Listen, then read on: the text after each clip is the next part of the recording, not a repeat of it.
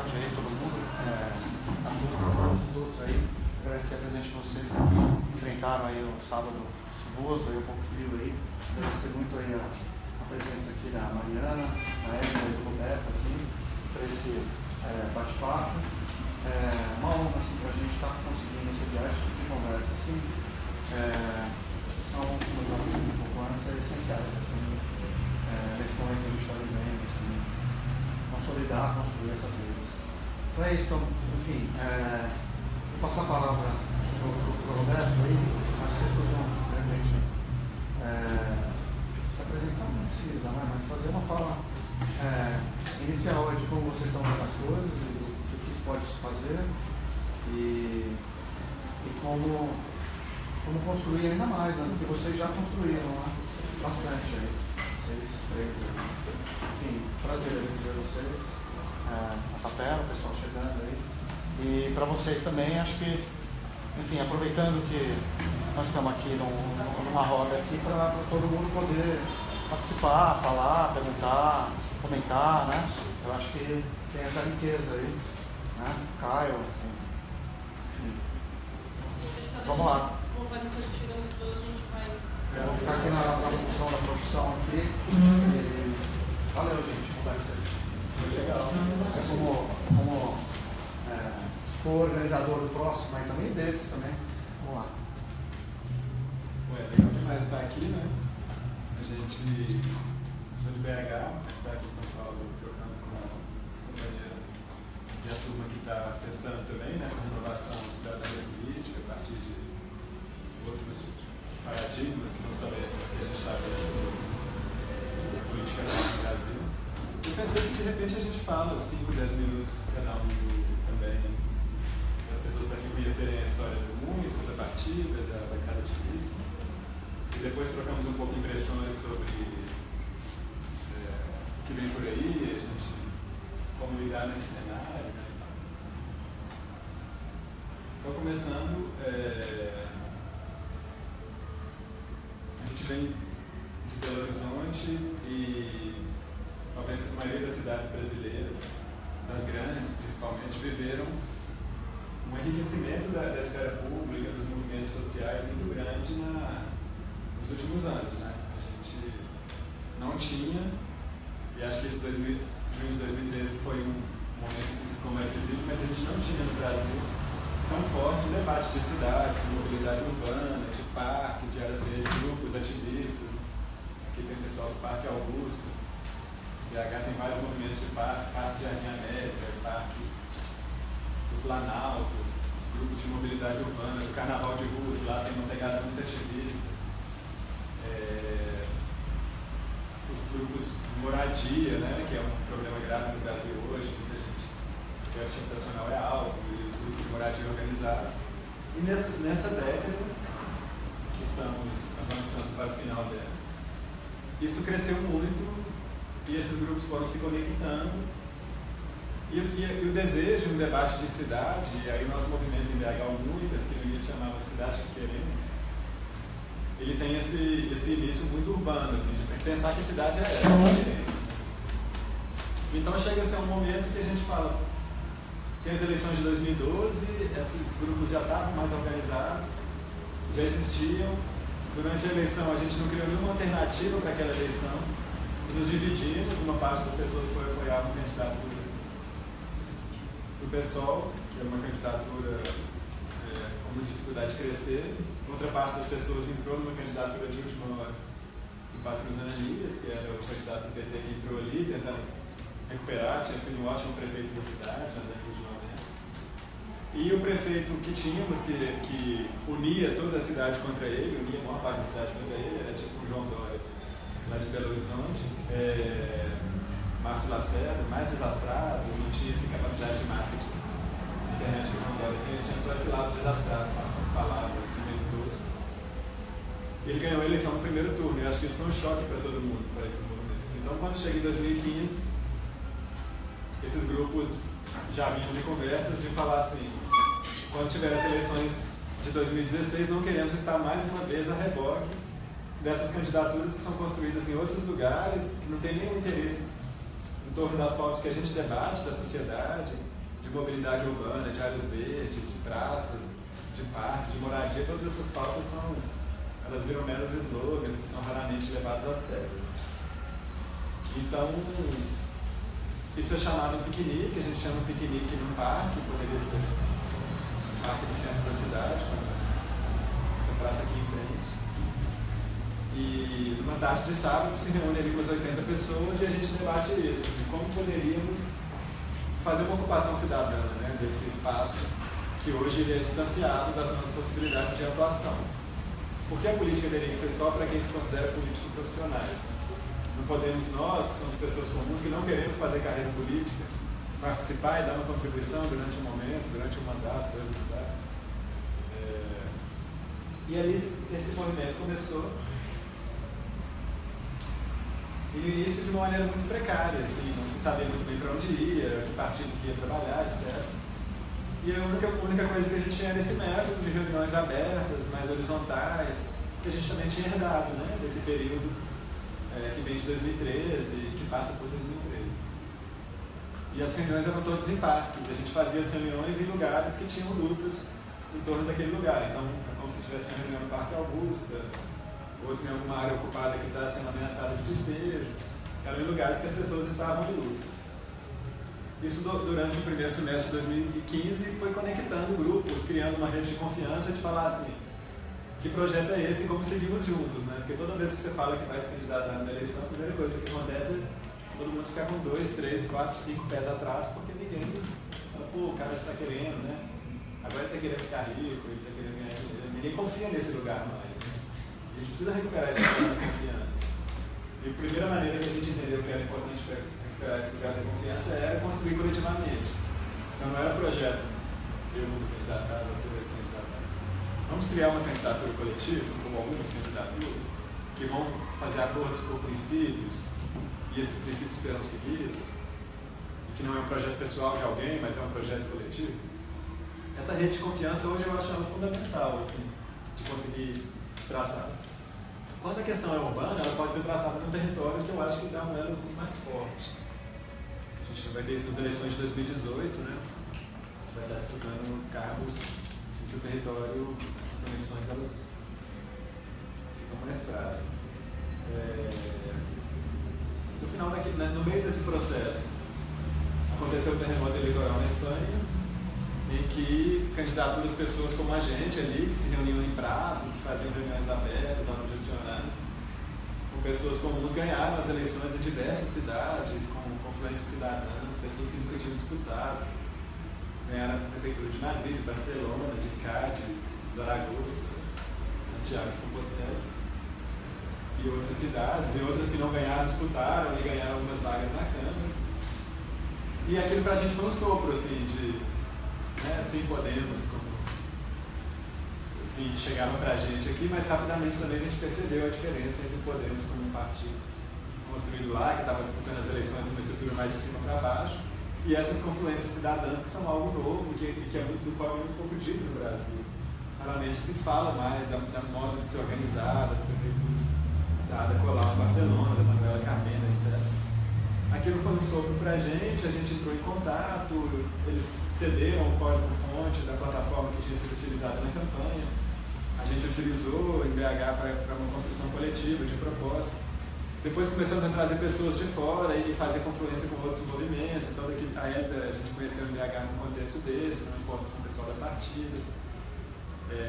O Célio Turino, que na época estava envolvido com a Raiz. O Chico Alencar, deputado do pessoal, foi para lá encontrar a gente, conversar.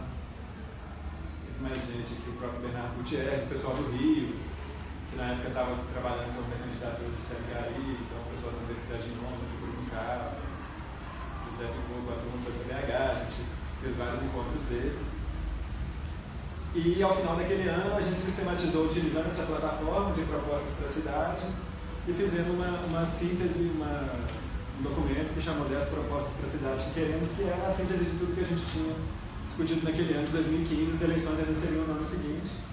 Com aquela síntese que a gente lançou no aniversário da cidade, foi uma maneira de marcar um ponto ali daquele trabalho que tinha sido feito. Aí o ano seguinte teve que ser bem mais pragmático. A gente tinha que entrar em partidos a gente tinha que pensar em candidaturas e pessoas que topassem se candidatar. E a gente passou o início de 2016 conversando com pessoas e convencendo elas a se filiar. A gente tinha no final de 2015 filiado uma parte do grupo no pessoal, outra parte na rede, que eram os dois partidos que a gente via campo de construção lá. No entanto, no meio desse período entrou na rede um deputado estadual, do PT, uma figura muito ligada à mineradora, uma figura com muito dinheiro, e aí a gente viu que não tinha mais esse campo de construção na rede. Então a gente decidiu fazer essa construção dentro do PSOL, e aí isso foi um debate longo do movimento, de se trabalhar com partido ou vários, não ficar refém de partidos, etc. Mas tem um pragmatismo eleitoral que quando você disputa, né, pelo menos até esse momento, quando você disputa uma eleição proporcional para vereador ou deputado, os votos daquele partido são somados e entra no quociente eleitoral que elege um ou mais. Se está diluído em vários partidos, a sua chance de eleger alguém diminui. E a gente passou no início de 2016 convencendo as pessoas a se filiarem ao PSOL, o que não é fácil. A gente tem um mapa de filiações desse período, foram 60 pessoas que se filiaram, no partido que IBH tem 200, então foi relevante, assim. Mas é bonito esse mapa de filiações que ele já estava bem distribuído no território. Não estava muito vinculado a uma turma mais moradora da Centro-Sul, que, vamos dizer assim, foi mais a força motriz do início. Eu acho que isso só foi possível por essa rede de confiança, por essa série de reuniões, por ter trabalhado em rede. Você tem uma rede que você chega para alguém e fala assim, fulano, vamos filiar comigo, e a pessoa falar comigo, você está doido, meu filho é partido nunca na minha vida. E no final daquela reunião ela assinar um negócio e um filiar. E de alguma maneira era de falar, velho, a gente está junto nessa, a gente já participou junto do movimento tal, não sei quando, a gente já fez bloco de carnaval junto na favela, a gente já fez isso e aquilo, e agora eu preciso de você. A pessoa fala, tudo bem, eu vou, mas é só você, só porque é você. Aí a primeira coisa que vai acontecer, eu saio fora. É tamanho de desconfiança, assim, né? Então essa rede de confiança ela é fundamental mesmo. Assim. A gente filiou essas 60 pessoas. Eu acho que essa foi uma terceira etapa desse processo. Uma vez eu tentei organizar em etapas, né? Essa primeira mais estatear e de criar a rede, essa segunda sistematizar no final de 2015. Essa terceira, de conseguir levar as pessoas para dentro do pessoal e construir essa ideia de candidaturas. A gente saiu dela com 13 possíveis candidatas,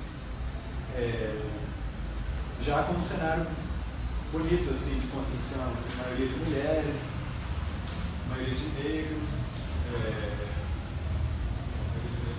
representatividade alta de negros, uma indígena, a primeira candidata transexual da cidade, e uma distribuição no território disso, e essas candidaturas, essas pessoas chegaram a alguns compromissos comuns.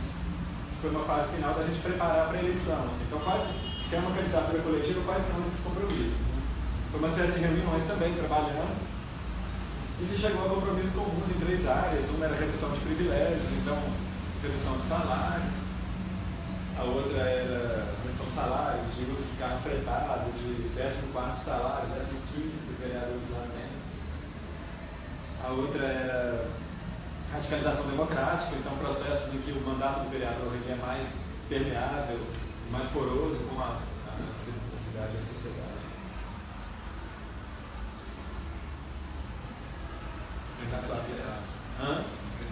Representatividade de gênero e raça, que deu um branco aqui, e aí que era que a própria equipe trouxesse representatividade de gênero e raça, né? A equipe e das lutas também, a equipe dos mandatos.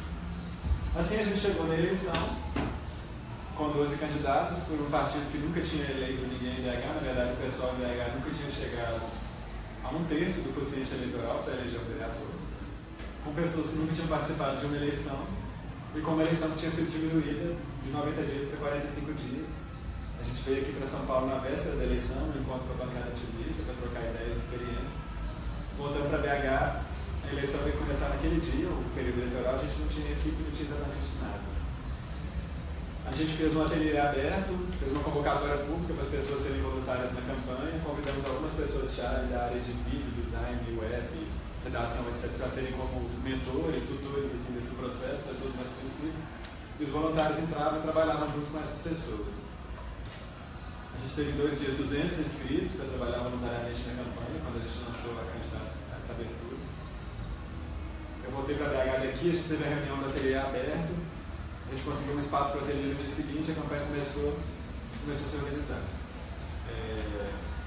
E aí foi um freestyle mesmo, né, política do freestyle, mas a gente tentando aprender com esse processo, captar recursos, não tinha a menor ideia de quem ia captar recursos, o que ia fazer. As equipes começaram a trabalhar, a equipe de vídeo, a equipe de web, os candidatos circulando pela cidade, aquela coisa assim. E a coisa foi crescendo, e o voluntariado foi crescendo justamente também por essa coisa que tinha uma verdade ali, né? Tinha algo que não era que a gente vê. Ao final, na reta final, um monte de coisa começa a acontecer ao mesmo tempo, a gente começa a soltar uns vídeos que ficaram super virais, rolam uns mutirões espontâneos de panfletagem, a galera panfletando pela cidade. Os ciclistas da cidade organizaram, eles tinham uma bicicleta com uma carretinha de som, e que eles tocavam os jingles dos candidatos com as bandeiras que a gente tinha feito para os candidatos. Também circulavam pela cidade de bicicleta. Os jingles foram feitos pelas bandas da cidade, não sei quem conhece, Gravioli, Lixo Todo Fundo, as bandas mais famosas e as menos famosas. Fizeram os jingles todos gratuitamente, projeto gráfico, bombou, etc. E na reta final deu esse boom, assim, e a gente elegeu a vereadora mais votada das eleições de 2016, a Aura Carolina. É a vereadora e mulher mais votada da história de Belo Horizonte. E elegemos a Cida Falabella, que foi a segunda vereadora que entrou, uma militante do teatro, duas pessoas que nunca tinham disputado a eleição, que tinha uma luta nas periferias com as pessoas, duas mulheres, e multiplicando por 5 o número de votos total do pessoal nas eleições de 2012.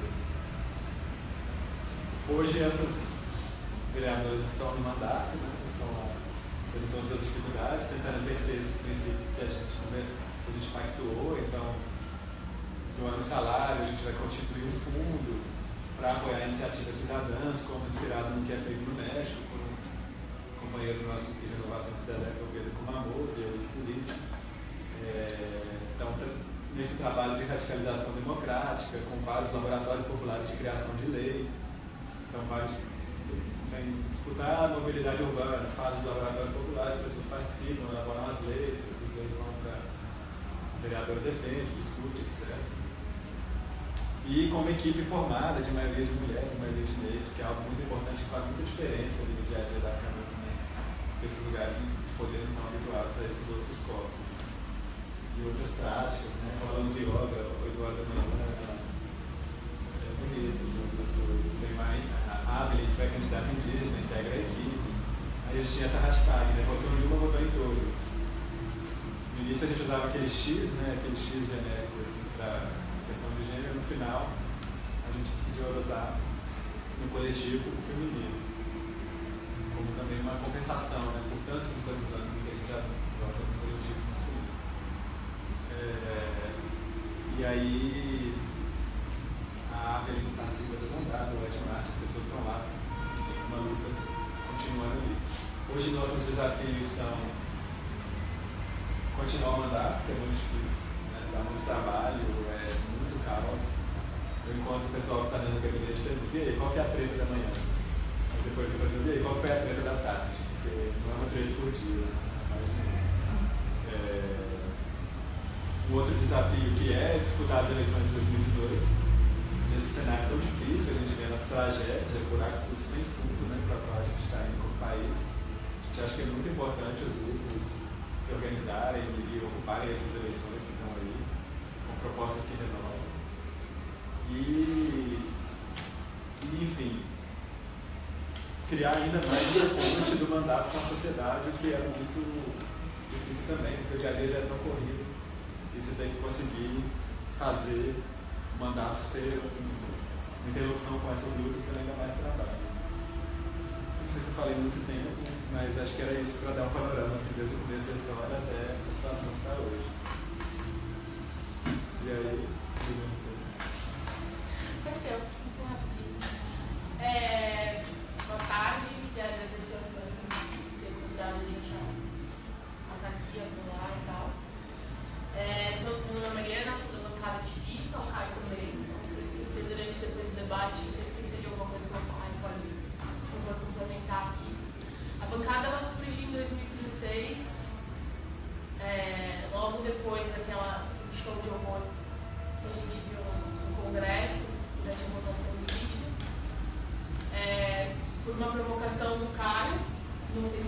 marcando algumas pessoas de uma rede próxima, que ele visualizava que poderia ser um novo dentro das instituições, se candidatar e inovação política. Bom, a partir daquele post a gente começou a se reunir para pensar e dizer para as pessoas que se elas não gostam da política, e se a política fosse governada por pessoas que gostam de fazer política e já atuam na sociedade civil, são ativistas, são pessoas comuns que já trabalham e fazem coisas diárias pela cidade, e se essas pessoas ocupassem a política. A partir daí a gente começou foi tudo até hoje é um teste, é um experimento de como a bancada atua e como são os caminhos que ela trilha, mas a gente não sabia se a gente podia, se a bancada podia existir, se na lei, se a gente ficava muito no limiar da lei de filiação ilegal, né? Porque organicamente foram vindo pessoas do PSOL e da rede, né? A gente não fez uma convocação, as pessoas foram chegando da rede próximas, comuns, pessoas que a gente conhecia, que a gente sabia que ia se candidatar, elas foram chegando, então chegou candidatos da rede e candidatos do PSOL. Acho que os dois únicos que foi mais uma convocação e a gente vai falar foi o Marcos Black e o Pedro Marcon.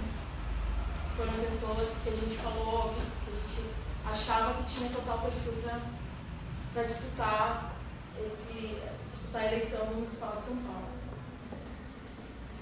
E aí a gente foram 5 meses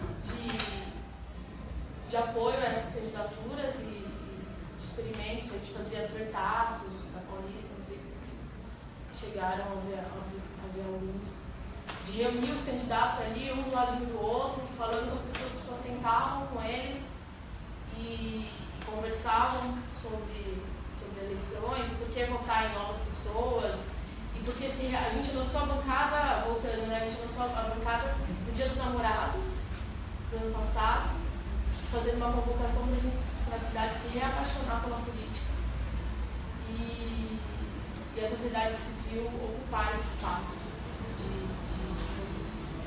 Aí eu dei uma notada aqui nos princípios e práticas, algumas coisas. Em reuniões a gente elencou princípios e práticas que a bancada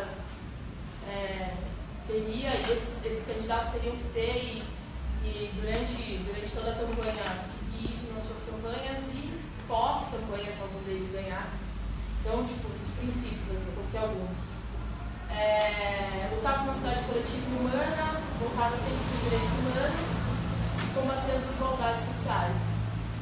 E as práticas, transparência, pedagogia, diversidade, autonomia e participação cidadã. Bom, aí ao longo desses 5 meses, no dia das eleições, a gente conseguiu que a Sâmia Bonfim ganhasse a eleição por uma diferença de votos muito pequena da Isa, que também era, Isa Pena, que também era da bancada. E hoje ela está lá ocupando um espaço, segunda cadeira do PSOL, e também na cadeira do PSOL. Vai. Acho que foi com você, não estou com tempo, eu não gosto de falar. Não, acho que tem um processo da bancada que foi. Acho que como todos os diferentes movimentos que a gente vive surgir, tem um diagnóstico muito em comum, que é essa saturação da política como ela funciona hoje, essa classe política que cada vez mais parece estar cada vez mais fechada e mais distante, mais autocentrada e autointeressada. E esse mesmo diagnóstico está gerando diferentes experimentos que vão se organizando de formas distintas, né, para conseguir ocupar um espaço na política. Né? A gente teve essa experiência na bancada, acho que uma coisa do diagnóstico inicial era ser candidato é bem foda. Tipo, a real de ter coragem é quase uma loucura, vou segurar na coragem, mas é, né, é quase insano você tomar a decisão de ser candidato, porque principalmente quando você é uma pessoa que quer se candidatar para estar a serviço da política, né? As pessoas que querem se candidatar por causa dos privilégios, que elas querem ter bons salários, que elas querem ter estabilidade, que elas querem ter poder, talvez seja tão difícil. Para quem está lá fazendo pessoas comuns que estão querendo ocupar esse espaço, fazer transformações conectadas com a sociedade civil, é bem treta. Então a gente queria muito, acima de tudo, percebendo que tinham ativistas, né, que estavam saindo pela primeira vez candidatos, ou pela segunda, nunca tinham sido eleitos, que tinham essa representatividade de lutas diferentes na sociedade civil, uma história de construção na sociedade civil. Quando a gente percebeu que isso estava acontecendo, o nosso primeiro instinto mesmo era como é que a gente cria um ambiente de suporte para essas candidaturas, para elas não se sentirem sozinhas nesse caminho, né, nessa ida e nessa volta. A gente sabe que na sociedade civil é foda, em qualquer lugar. Se você está no seu ambiente, você fala assim, vou virar candidato ano que vem, as pessoas já naturalmente vão te olhar de um outro jeito, vão começar a se relacionar contigo de outro jeito. E a gente queria um pouco romper essa questão. Então foi meio que criar esse ambiente e ao mesmo tempo que estava criando esse ambiente, pensar em novos formatos de fazer eleições, porque a gente estava pensando num processo assim, a gente precisa, cada vez mais cresce a ideia de renovação, mas se a gente for só trocar as caras das pessoas que estão lá e a gente não repensar como é que a gente faz campanha eleitoral, como é que a gente faz política mesmo, a gente não aborda os problemas de cara. Então, hoje, se você quer uma boa estratégia para ganhar uma eleição, basicamente você precisa de dinheiro. É assim que ganha eleição. Quanto mais dinheiro você tem, mais chances você tem de ganhar eleição. São raras as exceções desse processo. Só que esse dinheiro ele vem com custos, né? Então a nossa diagnóstico inicial era estamos num campo aqui que a priori nem tem esse dinheiro e não vai fazer uma estratégia de ficar batendo na porta de gente rica, porque depois você vai ficar tendo que entregar o seu mandato para essas pessoas e para fazer isso daí já tem uma galera que já faz, a gente não precisa passar pelo sofrimento da política para fazer esse negócio. Então acho que como toda a bancada foi acho que bancada, muitos, a partida que surgiu antes também já anunciava essa vontade de falar assim, a gente precisa trazer certas coisas para a política que não estão colocadas, e hoje, esse ano, a gente vê cada vez mais coisas, movimentos desse tipo que estão surgindo, então, né, desde a Frente Favela Brasil, o Vamos, recentemente, o movimento Agora, Acredite, cada vez mais movimentos estão dando esse passo. O que eu acho que a gente percebeu é que tem outros jeitos de fazer campanha, né? Não é um outro jeito, são outros jeitos e a gente está experimentando com esse processo e isso está ressoando na sociedade, isso está ressoando na cidadania. O que eu acho que é a maior conquista para além, eu pessoalmente acho que para além da questão de ter ajudado a ser eleita, todo mundo ter conseguido colocar a Áurea e a Cida lá para dentro, a gente está meio como coletivos dispersos em rede, estamos inventando um jeito de fazer campanha que está muito mais conectado com a vida em sociedade mesmo, os problemas reais, os territórios e afins. Eu acho que esse para mim é o grande triunfo desse processo e cada vez mais a gente tem refletido na bancada que já que a gente não consegue influenciar a política institucional, é muito difícil você ter muita gente lá, né, é um processo que não vai acontecer a curto prazo, a gente força certas coisas da sociedade civil que se elas ressoam, se elas minimamente funcionam, elas começam a ser implicadas, elas começam a acontecer e se tornar uma realidade. Então eu acho que é um pouco a leitura assim, mais do ponto de análise, menos de narrar o processo da bancada, eu lembro um pouco desse lugar. Só para finalizar, acho que uma das coisas mais legais da bancada, assim, que hoje a gente passou o período que a gente fez a bancada, a gente é super autocrítico, a gente nem acha que a gente fez uma coisa tão legal, a gente fica assim, achando que vai ser melhor. E hoje a gente nos territórios, eu sou da periferia de São Paulo, né? Eu sou de Parelheiros e tal. E circular nesses coletivos de cultura, essas movimentações de grupos de moradia da periferia, hoje as pessoas, vendo que a bancada fez ano passado, elas se enxergam muito mais nesse lugar. Então, é possível. É possível outras pessoas, é possível eu entrar, se eu quiser, eu posso entrar nesse lugar, não tem problema nenhum. Ninguém vai torcer o nariz pra mim, e se torcer eu vou chamar pra fazer junto, porque é difícil, né? Uma paulada tá lá dentro. E eu acho que foi o maior ativo, uma das coisas, pra mim, assim, no meu campo que eu atuo na periferia foi isso. Pessoas de lá, que torciam o nariz, que estão acostumadas a ter um vereador profissional, que vai lá de 4 em 4 anos distribuir cesta básica só, vai lá distribuir um panfletinho, se perceber que ele poderia estar nesse lugar de disputa, acho que foi uma das coisas mais incríveis que a bancada fez aqui em São Paulo. Oi, gente. Agradecer a todo mundo que está aqui. É sábado chuvoso, eu saí de casa, frio, pegando chuva, para falar de ocupação cidadã na política, né? Isso é a micropolítica em que a gente acredita tanto. Fui chamada aqui por fazer parte da Partida Feminista. Também acabou de chegar uma companheira, Cristina Terríveis, que também é da Partida Feminista, pode também complementar, Partida São Paulo. Então, eu queria me apresentar e, antes de mais nada, dizer que eu vou falar aqui como Elida Lima, que não represento a partida, e isso tem a ver com a nossa forma de organização. São as minhas impressões e as minhas experiências. Eu sou de Belém do Pará, estou em São Paulo há 10 anos e sou professora também num cursinho Popular Transformação para pessoas transgêneras, travestis e não binárias aqui em São Paulo. Dou aula de escrita, mas especialmente de poesia, e também sou editora e editei alguns livros. Então eu queria mostrar aqui para vocês, porque isso que a gente faz também é uma nova forma de fazer política, que é o que nos reúne aqui hoje, né?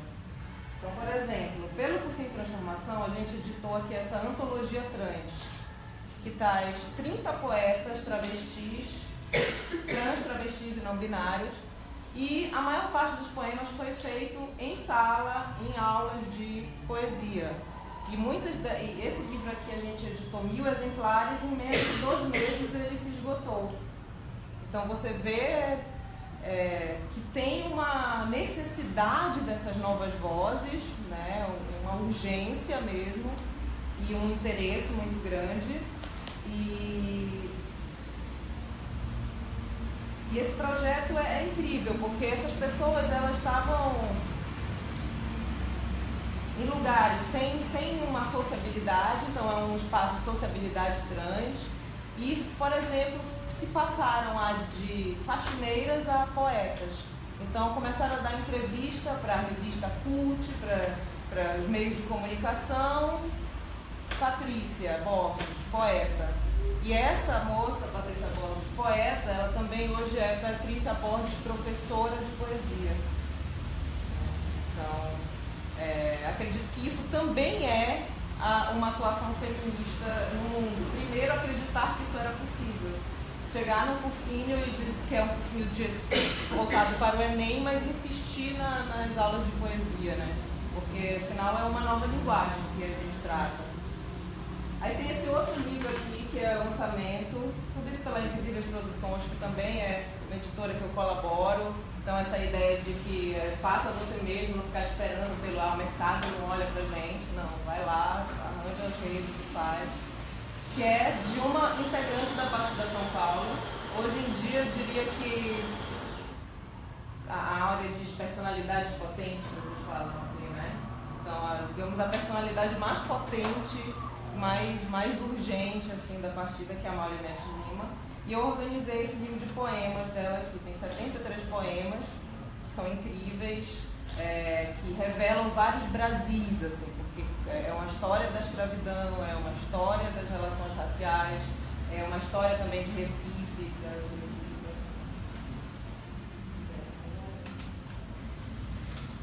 E também sou articuladora da Partida Feminista, que vou falar um pouco hoje aqui para vocês. E sobre a atuação da partida, a partida surgiu em maio de 2015 no Rio de Janeiro. E em junho de 2015 teve a primeira reunião aqui em São Paulo. E a partida não é um partido político, né? Acho que muitos vocês sabem aqui. Mas a gente gosta de se dizer hoje um movimento que age como partido. Então, por exemplo, a Áurea está eleita lá em Belo Horizonte e ela é uma pessoa ligada à partida. Então, nós também acho que ajudamos a contribuir ao menos com essa imagem feminista, ou que agora, depois do mandato, tem o interesse dessas tramas e dessas redes feministas estarem juntas. Então, é assim que a gente atua, não necessariamente pensando ser um partido, mas isso é algo que também está sempre no nosso horizonte de deslocamento, essa possibilidade. Então, nas primeiras reuniões, a gente já falou da possibilidade de um partido feminista, mas também falou que não queríamos ser um partido, queríamos ser eternamente um movimento. Como é que a gente alia, então, as duas possibilidades? Ser uma galera que quer o partido feminista, uma galera que quer o movimento e quem quer as duas coisas, e uma não ser concorrente da outra, mas elas poderem ser complementares. Então, acredito que está sendo complementar e a gente já é esse movimento que age como partido. Hoje a partida está em torno de 15 cidades brasileiras, claro que com diferentes formações, núcleos. Então, Rio de Janeiro e São Paulo foram os primeiros, tem mais gente, podemos dizer assim. Porém, partida Recife, por exemplo, a gente teve encontro nacional agora, é de uma potência inimaginável. A gente teve encontro nacional, a gente ia jantar e já pega ali um batuque, uma caixinha de fósforo, já começa o samba e você vê que ali tem um germe que é o que a gente busca, né? Todo mundo está ali junto para isso. A gente então diz que a gente não é um partido, mas atua como um partido. Mas como a gente faz isso? Eu imaginei que de 3 maneiras ao menos a gente já faz isso. Primeiro, talvez o mais importante hoje, é promovendo formação política e formação feminista interseccional que possa preparar feministas para ocuparem espaços de poder. Espaços de poder, né, a gente brinca desde síndica de prédio, né, até espaços realmente institucionalizados de todas as formas. Ocupando outra forma que a gente atua como partido, a gente também ocupa os partidos de esquerda com o feminismo. Então, não é como lá em Belo Horizonte, que vocês entraram em 60 de 200, eu imagino que isso transformador para a vida do partido. Mas aqui a gente entrou também foi essa mesma coisa, vamos filiar, vamos porque nós vamos juntos. Eu estou filiando porque a gente está de braço dado nessa. Então eu estou filiada ao PSOL também. E éramos o quê? 5, 6 pessoas filiadas, mas a gente sempre tinha a ideia de ocupar enquanto movimento. Então essas pessoas filiadas, não é que elas tinham um conhecimento do partido e que quem era do movimento não teria, mas a ideia é que a gente ali era representante do movimento dentro do partido. E esse movimento, feminismo, pra gente é uma nova forma de fazer política. Então como é que a gente atua com o nosso feminismo dentro do PSOL? Então a gente teve uma candidata aqui em São Paulo e recebemos, durante essa época da campanha, nós fomos bem ativas ali e fazendo diversas insurgências, desobediências, querendo votar pautas nas reuniões executivas do partido e conseguindo ter uma pauta votada nossa, que acabou de chegar, e depoimentos do tipo, vocês estão, a partida está reeducando o PSOL, certas coisas assim que eu acho que depois da eleição até essa potência se dissipou um pouco mais. Mas a ideia dentro do partido é intencionar essa vida do partido para que ele possa ser um pouco mais feminista, porque a gente sabe que a gente não tem um partido, de fato, na esquerda no país nunca foi feminista, nunca foi antirracista, sempre teve uma pauta unitária, né? Então a gente, para esse espaço de fortalecimento. E outra maneira que a gente age como partido é mesmo lançando e elegendo candidatas ligadas ao movimento. Então aqui em São Paulo, a candidata Carla Carvalho, que a gente teve, ela pode-se dizer que ela foi a candidata apontada pela partida. Diferente da Áurea, que tinha sua história e que foi a sua história política, a partir de alguns movimentos que estava ali dando todo esse suporte, mas a ideia de que não, você vai fazer no primeiro encontro nacional levar essa ideia de uma nova política. Então a gente constituiu ali também alguns princípios do que seria um mandato feminista para a gente. O site está disponível até hoje, carlacarvalho.com.br, onde tem ideias problemáticas mesmo para a saúde, educação, cultura, do que seria uma ideia feminista, né? A gente é um movimento político feminista que, como muitos, surgiu de 2000 para cá, mas a gente tem esse diferencial que é um ativismo rumo à governabilidade, que é aqui o diferencial de todos os movimentos que estão aqui. Mas isso ainda é raro dentro dos movimentos sociais, né? Por isso que a gente vem com essa gana, porque é necessário ocupar os espaços de poder político. Então, você falou que a bancada ativista surgiu um pouco durante o impeachment e aquelas falas dos deputados. Aquilo ali foi uma catarse social, política tremenda, também expôs assim. Então a bancada surgiu e a partida cresceu e ganhou força. Eu estava em Brasília, a gente foi fazer uma ação artística que era passar um fio pelo muro com 2 copos, um copo amarelo e um copo vermelho, e fazer os 2 lados do muro se conversarem. Estava lá durante esse momento, e o WhatsApp da partida, assim, as mulheres entrando, precisamos ocupar a política, isso não nos representa, não é possível, eu faço muito melhor que esse cara, não é possível que qualquer uma de nós, as analfabetas, serão 1000 vezes melhores, porque não é preciso tanto falar nessa nova política, mas escutar, né? Essa também é uma das missões, porque é a partir daí que vai vir algo diferente. Essa nova forma de fazer política é uma nova forma de se relacionar, uma nova ética. Então a gente fala muito, a gente tem alguns princípios filosóficos, conceituais e filosóficos. Também esqueci de dizer, acho que uma parte aqui sabe que a primeira reunião foi chamada pela filósofa Marcia Tiburi, no Rio de Janeiro e aqui em São Paulo, mas hoje em dia ela foi a fundadora, mas as cidades têm suas autonomias e suas maneiras de se conduzir. Mas o princípio de que eu falava era a ético-política feminista. A gente fala isso, que é agir, produzir uma nova ética, que é uma ética política feminista. E a gente fala também de construir uma democracia feminista. Então, camisetas da partida, vocês podem ver por aí, construindo a democracia feminista. Por quê? Porque a gente acredita que a democracia tal como ela está hoje, ela não dá conta, a democracia que a gente quer é muito mais do que isso, e ela é muito mais por algo também, um germe que a gente é capaz de reconhecer ali dentro, que é um germe anárquico, que a gente gosta muito. Então, a anarquia, a organicidade, digamos assim, está sempre presente do que algo que se impõe. Então, até hoje, não temos estatuto e nem funções definidas. Então, eu estou aqui porque, na verdade, eu fiquei hospedada na casa da Áurea Carolina, lá em Belo Horizonte, e a gente se amou, assim, a gente se gosta, a gente tem afeto. Então, essa é a ideia, sabe? É que o afeto vá construindo, reconstruindo as relações e isso daí seja uma nova forma de fazer política.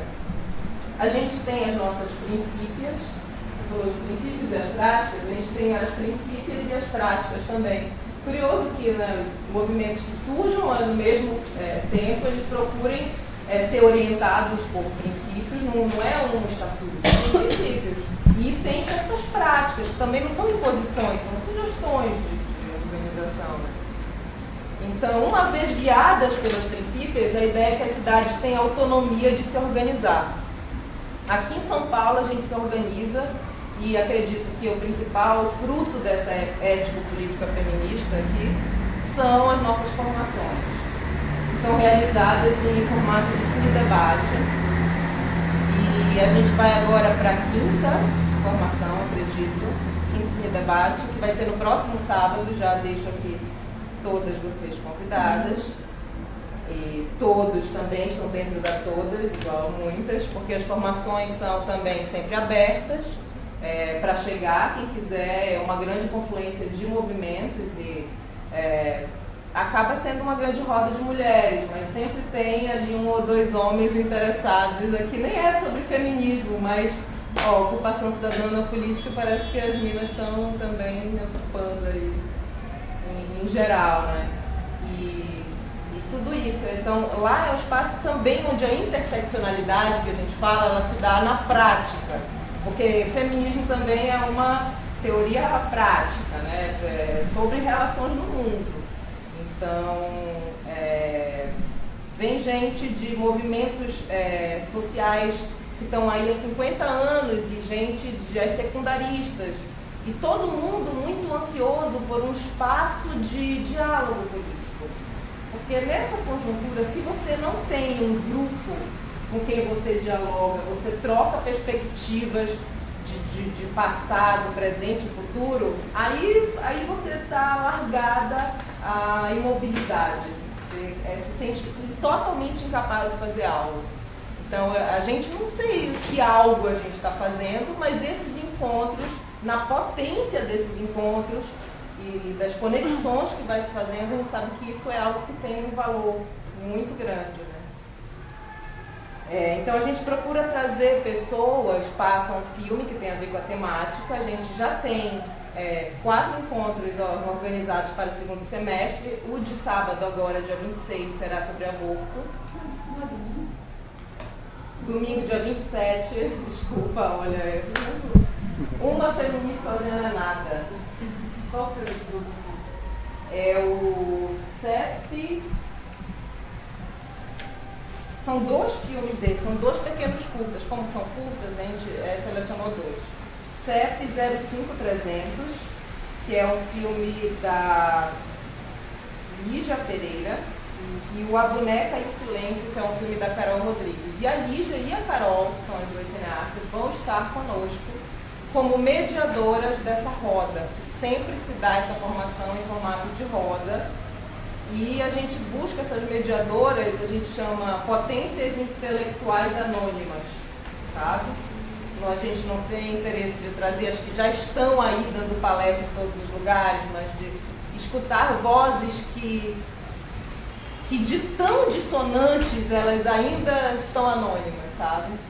Eu trabalhei no filme sobre aborto, de uma diretora chamada Carla Gallo, de Londres, chamado O Aborto dos Outros. Então, talvez se tiver a oportunidade de ver esse filme, que é um documentário na Universidade do Brasil, em 2008.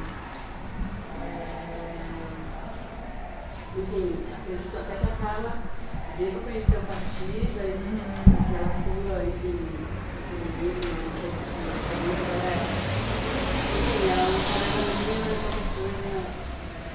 acho que precisamos entrar em contato com ela para dizer que essa atividade está acontecendo. Boa. Ela é Carla Gallo. Galo. Aí eu te passo depois o telefone dela, sei lá, posso falar de você, Carla. Perfeito. E o aborto é uma questão que está nas nossas princípios. Não o aborto em si, gente. Ninguém está professando o aborto. A gente está professando o direito ao corpo e o direito da mulher de decidir. Né? Então, isso é algo que está nos nossos princípios e que a gente vai falar sobre isso. Os outros temas que a gente vai falar ainda esse semestre são transgeneridade e cisgeneridade e branquitude, que é o tema que eu, pessoalmente, como pesquisadora, faço doutorado também na PUC, em Psicologia Clínica. No momento, estou me dedicando bastante a estudar.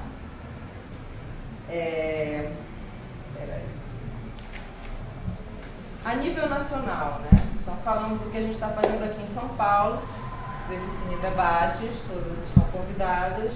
A nível nacional, em 2016, a gente teve as eleições aqui, foi eleita 2 vereadoras ligadas à partida, Uma é a Áurea e a outra é a Marielle Franco, no Rio de Janeiro.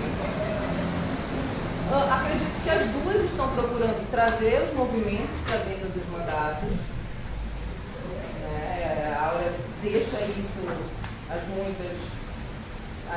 Cida não era tão ligada à partida, mais conhece tudo, mas a Áurea, especialmente depois do nosso encontro nacional, que ela foi, se fez presente, está com muita gana de construir junto, né? Mas não só a partida, mas a trazer os movimentos sempre para mais perto da política.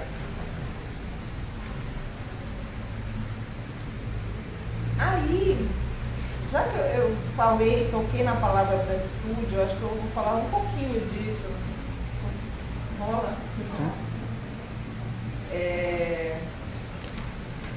O feminismo de hoje, a gente fala de uma nova forma de fazer política, mas o feminismo de hoje, para começar, é importante dizer que ele não é o mesmo de 50 anos atrás.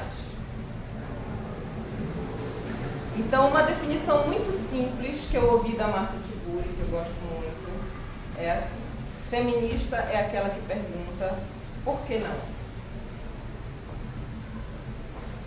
Uma pessoa que é uma grande perguntadora de por que não. Então, ao longo da história, as feministas foram aquelas que perguntaram assim: por que eu não posso estudar? Por que eu não posso trabalhar? Por que eu não posso me divorciar? Por que eu não posso falar, né? Então, são questões que se voltam à realidade prática, a realidade de uma vida que ou ela está mais viva ou ela está morta. Muitas, se não literalmente, mas uma subjetividade imóvel. Né? Então, quando você questiona essa realidade, aí você tem o que a gente chama da filosofia prática, que é o feminismo. E em 50 anos a realidade muda, né? Então as perguntas que a gente volta para a realidade, por que não, são outras perguntas. É uma outra realidade do qual a gente pergunta. Hoje em dia a gente já pode se divorciar, a gente quer saber por que não é mais rápido tirar o nome do marido, mas a gente quer saber as coisas mais vitais, a gente quer fazer as perguntas que sejam capazes de revelar as verdades naturalizadas e as violências naturalizadas. Então isso a gente acredita que é um grande potencial da prática feminista. E nos últimos anos, eu acho que nós, mulheres, temos essa tarefa, né, de atualizar o feminismo.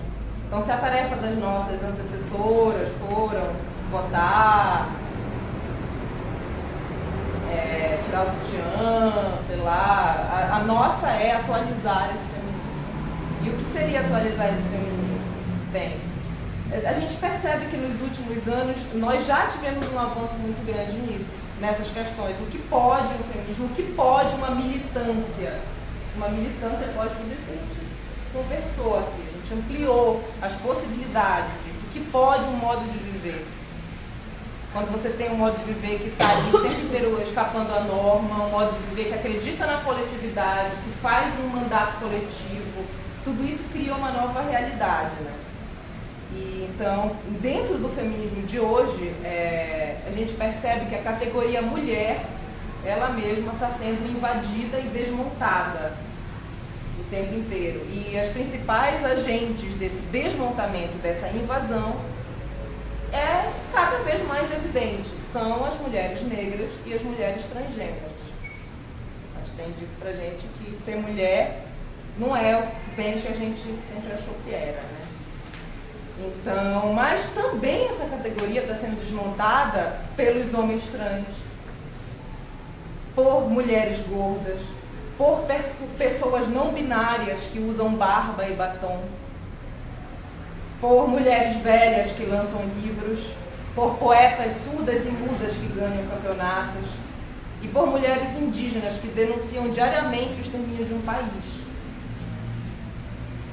Então, o feminismo de hoje não pode se voltar apenas aos direitos reprodutivos dos úteros, por exemplo. Embora a gente vá discutir aborto, sim.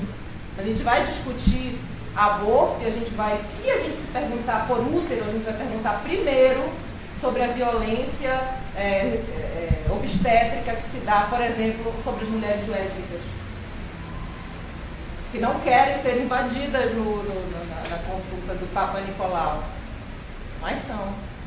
Pelas mulheres negras, que são as mais violentadas em toda a questão obstétrica, são as que mais morrem no parto e tudo mais. Então, são as novas perguntas que a gente tem que refiná-las hoje em dia.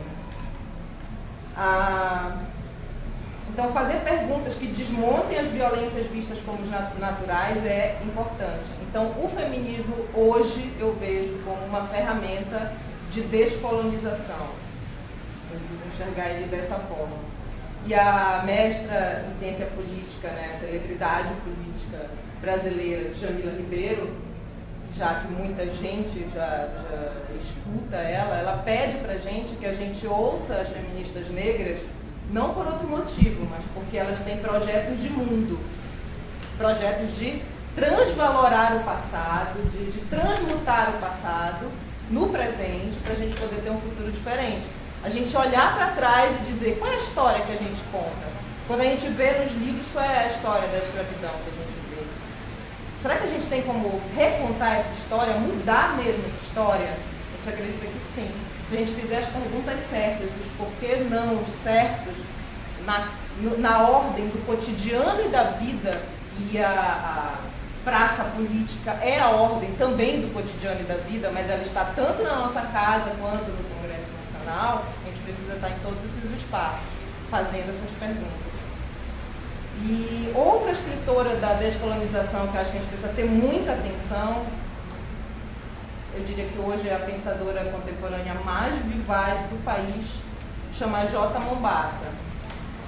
Ela é uma bicha não binária, mas que hoje eu acredito que é uma mulher trans, mas não binária também, né? Ela questiona bem esse lugar. E ela coloca que o primeiro passo para uma ação anticolonial é a gente nomear a norma. Então, a norma é o que não se nomeia e nisso consiste o seu privilégio.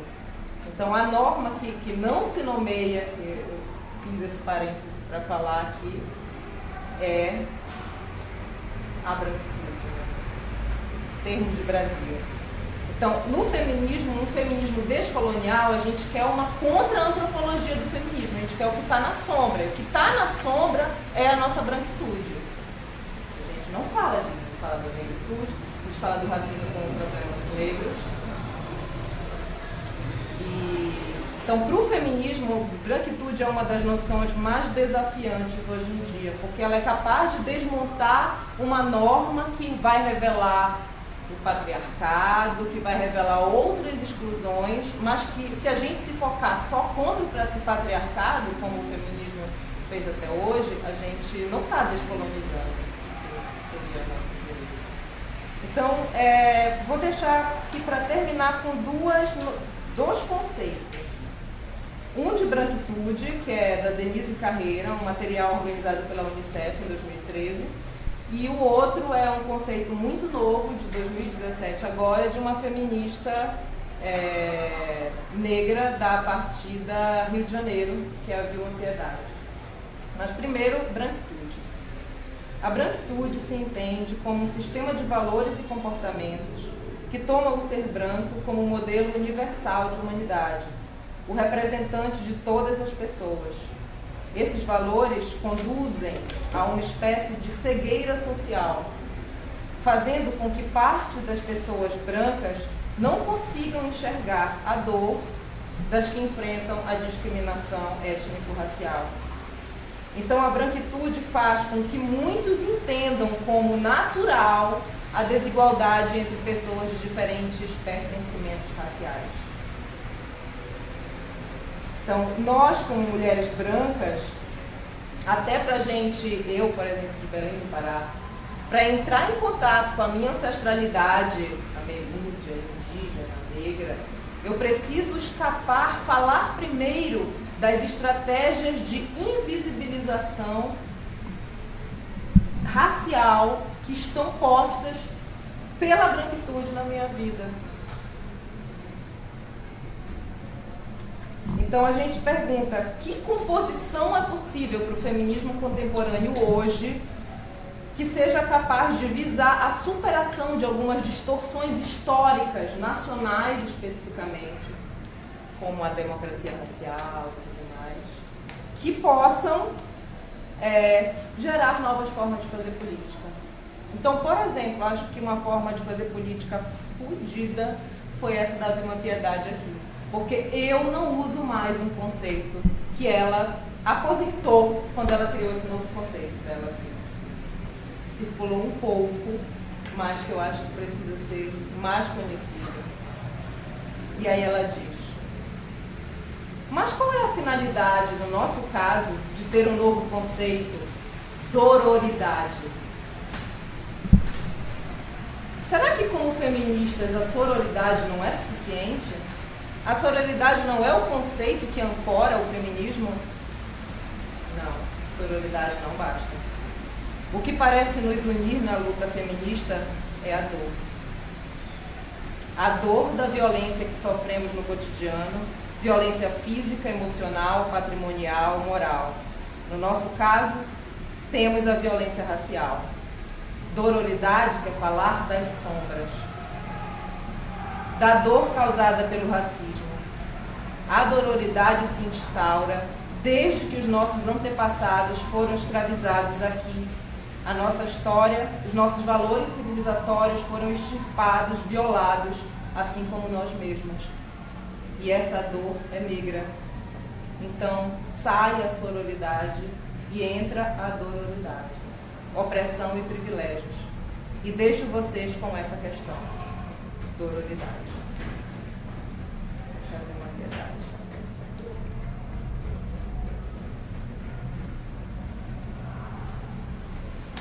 Parabéns, hein?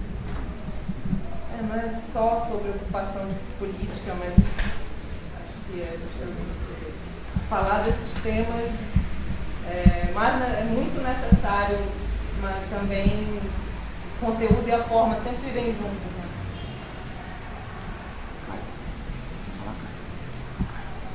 Cris, quer completar? Vamos abrir aí, enfim, acho que a gente tem uma meia hora aí, um pouco mais de tempo, enfim,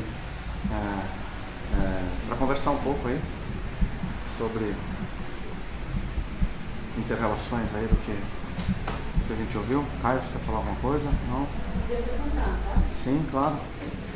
Eu vou fazer mais uma pergunta. Érica, para você, quando você começou a falar do partido, e aí você explicando que não era um partido, mas que daí vocês encaminharam uma candidata, né, para o PSOL, e que o movimento colocou essa candidata, né? Eu queria que você falasse um pouco mais como que é essa organização, porque, em contraponto a muitas, é muito claro no discurso dele, né, que existe uma horizontalidade. Essa horizontalidade é muito clara. Porque a horizontalidade ela é quase uma finalidade proposta como organização política. E ouvindo você falar, isso é uma coisa mais verticalizada, ou não sei, queria que você me explicasse melhor como vocês enxergam isso. E aí, para a bancada e para muitas, para mim, eu fiquei estudando muito assim, sobre o sistema eleitoral. E eu fiz vários cruzamentos de dados entre o quanto cada deputado por São Paulo, que enfim, né, eu fiz esse recorte de deputados federais de 2014, quantos tinham arrecadado em dinheiro e quantos votos tinham tido, quanto tinham gasto, o valor do voto, mais ou menos.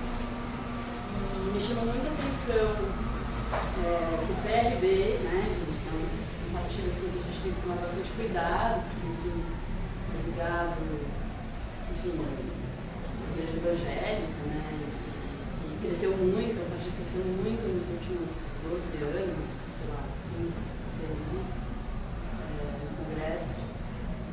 Foi o partido que teve a menor quantidade de dinheiro versus candidato eleito. Eles conseguiram eleger um deputado com R$50 mil, por exemplo, né? É muito pouco. Né?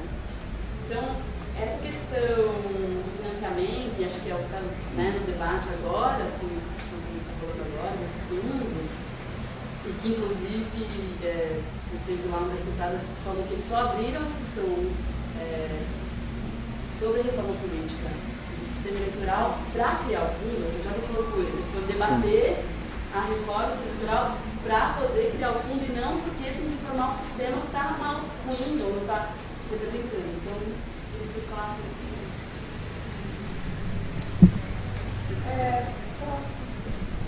bem, de fato eu fui muito rapidamente nisso, porque me interessava muito mais chegar na última parte, sabe?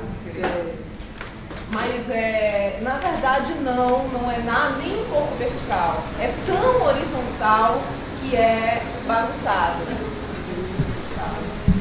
Mas é bagunçado, mas é bagunçado pela ética política feminista. Então, como foi, na verdade, que a nossa candidata foi apontada? Foi numa roda, que a gente estava durante 3 dias ali juntas, discutindo as possibilidades de 2016, e uma companheira da partida Rio de Janeiro já tinha ouvido falar que a Carla era uma menina muito legal, que falava muito bem pela partida, que era uma professora infantil que acreditava na mudança pela educação, que a família dela já tinha uma história na política. E essa pessoa lá da partida Rio de Janeiro pegou o microfone na hora que ninguém estava, depois do almoço, a gente já não estava voltando, e falou: eu vou aqui soltar um sonho meu, que aqui em São Paulo a candidata fosse a Carla Carvalho. E nisso a Carla começa a chorar. Todo mundo vai para cima dela, abraça, todo mundo chora junto e diz: você não precisa falar nada disso agora. Isso aconteceu. Foi um acontecimento fruto ali justamente dos afetos. E aí ela foi, pensou nisso daí como resultado da trajetória de vida dela e falou: vamos fazer essa experiência. O que foi uma campanha que a gente fez em poucas pessoas, assim, que de fato todos os dias estavam trabalhando, mas que tinha a ideia de que seria totalmente horizontal. Inclusive no início pensamos em fazer o que é o meu sonho até hoje, participar, ver, atuar num processo de candidatura compartilhada. Como, por exemplo, teve em Alto Paraíso, exatamente. São 4, né? 5? São 5. Então mas lá são 5, são 4 homens e uma menina, né? Então, assim, não é que o feminismo ou mesmo a representatividade está ancorando ali. Mas é uma experiência radical de maneira de fazer feminismo. Desculpa. Então é o contrário da personalidade carismática e daquela que todas elegem. Ninguém elegeu, ela brotou e a gente reconheceu esse brotar. Foi rápido também essa formação. Rapidíssimo. Foi isso, foi coisa de 2 meses lançaram essa chapa e eles abriram muito do salário. Talvez passou a teoria para usar para outras coisas, mas eles abriram muito de receber. Você entrou ou não? Não entrou. A gente, 2 mil. Foi falado aqui, né? Nossa, elegeu por R$50 mil, a gente não teve, acho que nem R$3.000. Mas o que a gente fez foi um laboratório de experiência política. Então, como eu disse, você entrar no site, você vai ver que tem toda uma brincadeira programática de fato pensar o que seria isso. E a gente já, na verdade, as formações, ensino e debate, em roda, começaram na campanha, né? Então, a gente fez uma campanha que era puramente formação política. A gente ia nos lugares, fazia roda, discutia, e nisso a gente ia aprendendo, trocando, e foi de uma campanha de um aprendizado muito grande, mas temos aí uma estrada.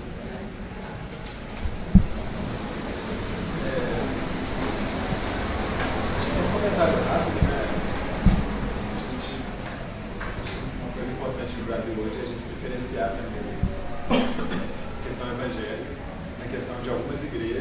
específicas ligadas a alguns grupos econômicos que usurpam da fé dos outros para criar carreiras políticas.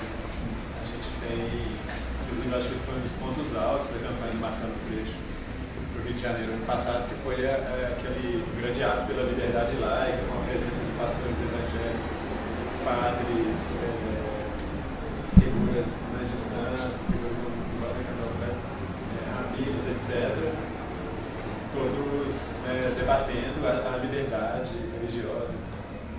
E eu acho que a gente teve, inclusive num desses encontros em BH que eu contei aqui, a presença do Felipe dos Anjos, que é um cara muito massa, que ele estava ligado à rede na cidade de São Gonçalo, no Rio de Janeiro, ele é pastor. Um discurso muito interessante, muito tolerante, muito de direitos humanos, etc.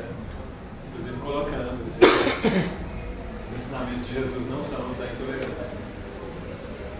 Mas a coisa do dinheiro é muito forte, né? A gente sabe quando a gente pega essas contas.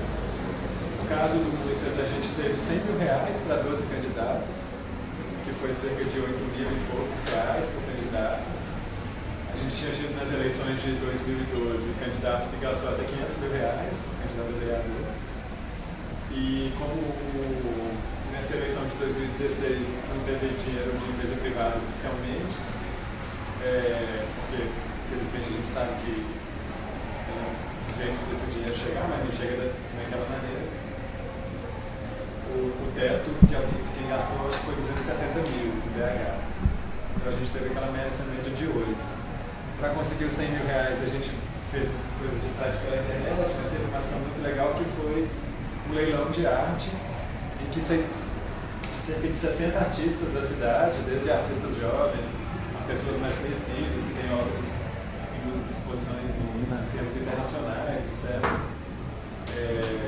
Doaram suas obras e o dinheiro arrecadado com o leilão foi todo para as candidaturas. Isso marcou com cerca de 60% dos recursos da campanha. E, de fato, só foi possível contar um pouco com recursos, fazer uma campanha, eleger vereador mais votado, etc.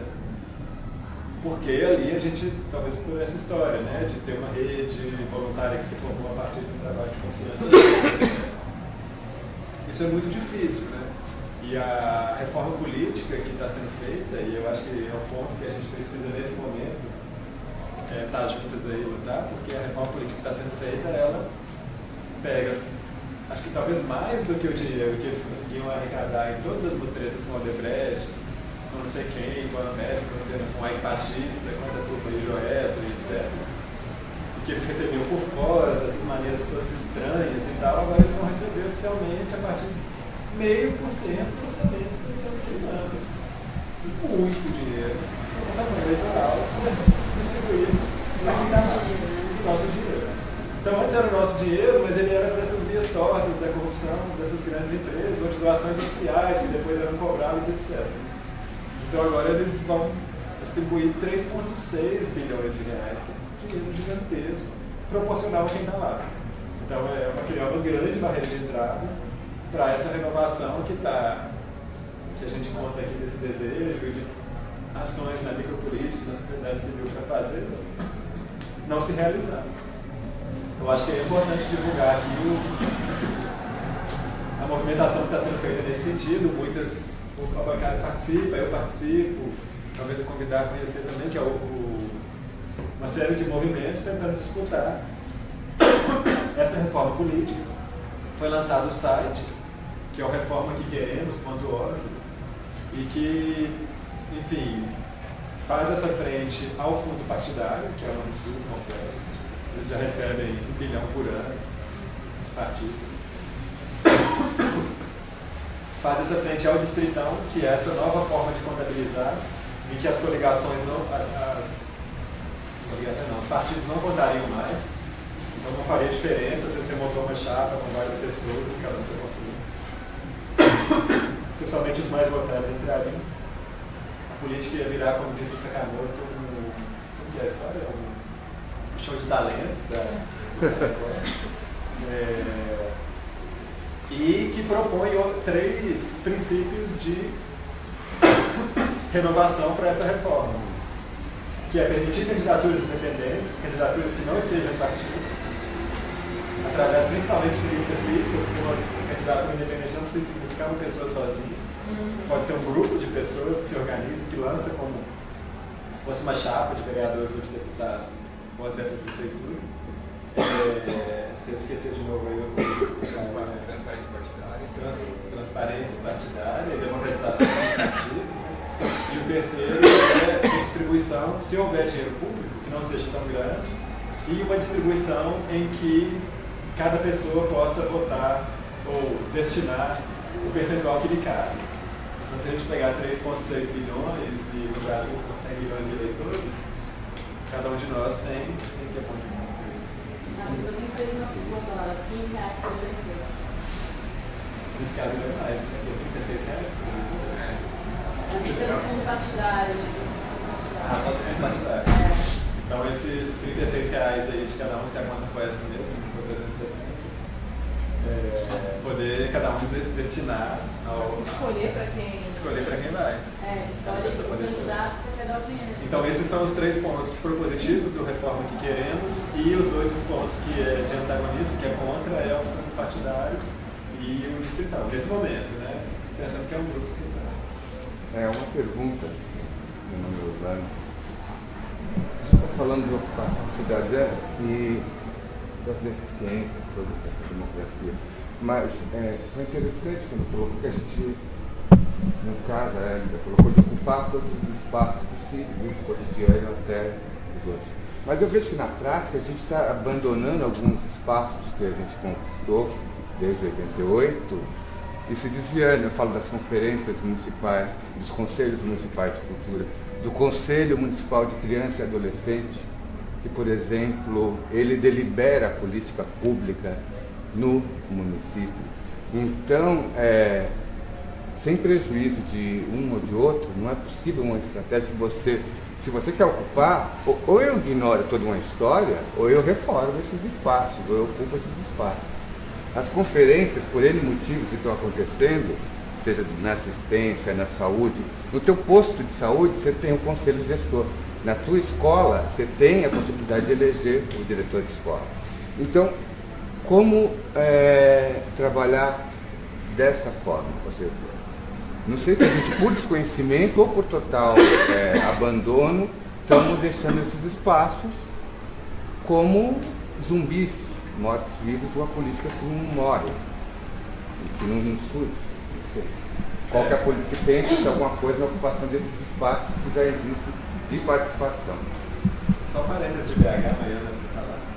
Não é o que está acontecendo lá. Realmente eu não sei o que está acontecendo aqui, mas em BH, esse ano a gente teve a eleição recente do CRTT e teve um aumento muito grande.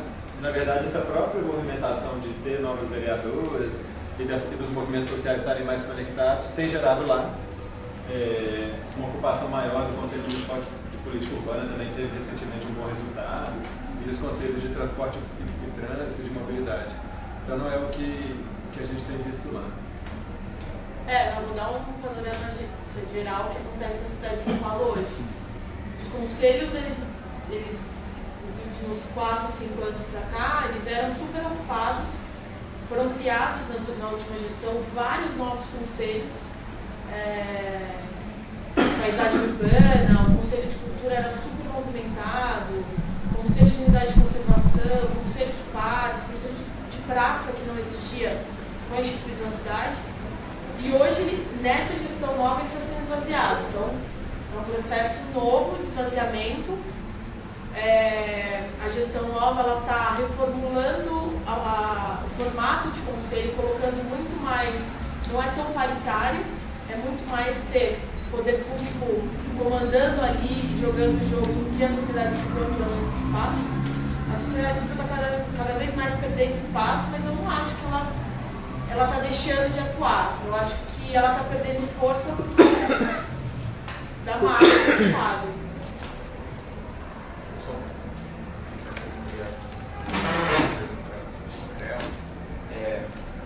Eu acho que tem uma coisa específica sobre o que você falou, que acho que muitas vezes esse fenômeno que a gente tem visto, ele inclusive é uma reação a um diagnóstico de que a efetividade dos espaços de participação disponíveis na sociedade civil é muito baixa. Então não é uma negação desses espaços, mas é uma leitura de que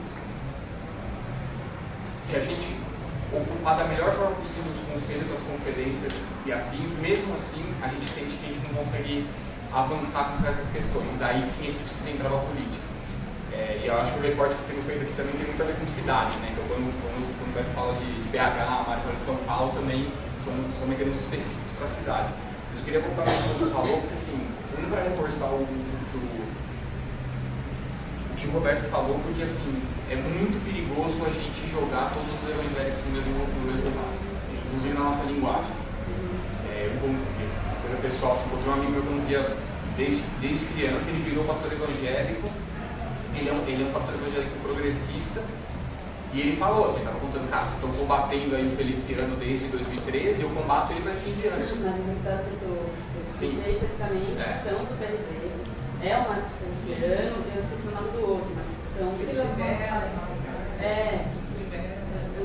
posso até depois recuperar. Acho que a questão é, assim como qualquer nicho e campo da sociedade, o campo evangélico é um campo muito complexo. Então a gente tem que ter muito cuidado em separar a bancada fundamentalista que opera a religião em torno de um projeto político das pessoas que exercem a sua fé. E aí, falando especificamente, quando a gente começou com essa bancada, a gente fez uma reflexão tipo, não existe. A gente quer fazer uma campanha coletiva, apoiar um monte de gente, com alguns candidatos, né? Não apenas um. E o único jeito de fazer isso é num partido político. Não tem nenhum lugar na lei que permita você se agrupar como sociedade civil e de fato fazer uma campanha positiva para apoiar.